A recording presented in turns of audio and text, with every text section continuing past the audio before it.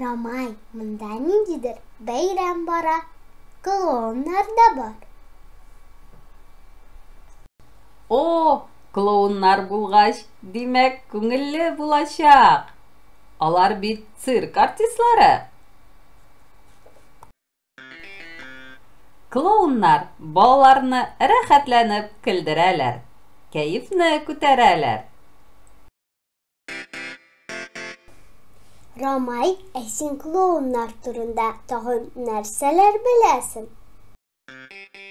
Ярый, хәзер сөйләрмен. Рәсәйдә цирклар булмаган чакта ук инде клоуннар булган. Ул чагында аларны Шамакай дип йөрткәннәр. Гадәттә, алар патша сарайларында яшәгәннәр һәм аларны көлдерергә тиеш булганнар.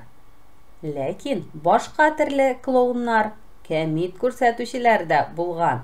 Алар бәйрәм көннәрендә, ярминкәләрдә чыгыш ясаганнар, баяр һәм сәүдәгәрләрдән көлеп, гади халыкның күңелен күтәргәннәр. Ә бүген алар Кремльгә килгән Казан кунакларын каршы алалар. Кышкы ялларда шәһәргә бик күп туристлар килә. Рамай, алар әле ниндидер уен уйныйлар. Әйе шул, ничек күңелле. Ә мин бу уенны беләм. Бу татар халкының түгәрәк алам дигән уены. Әнә башта бөтен уенчылар кулга-кул тотынышып түгәрәктә йөриләр. Такмаклар әйтәләр. Бу аланда чәчәкләр күп, кыймыйм ләкин эзәргә. Әминә, Гөлфия, әйдә әле биергә. Бу аланда чәчәкләр күп. Без аларга тимибез.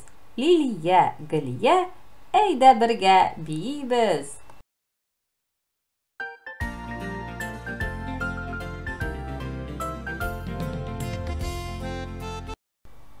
Рәмия, кара әле.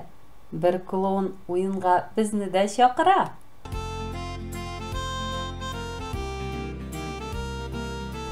Ура! Әйдә алайса, без дә катнашыйк.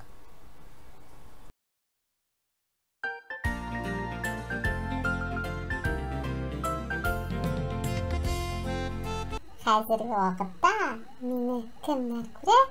Барыгызга да кайнар сәлам!